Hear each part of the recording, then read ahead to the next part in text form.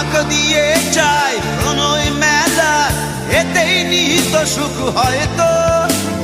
কিসের এত দুঃখ তোমার, সারাক্ষণ বসে বসে ভাবছো?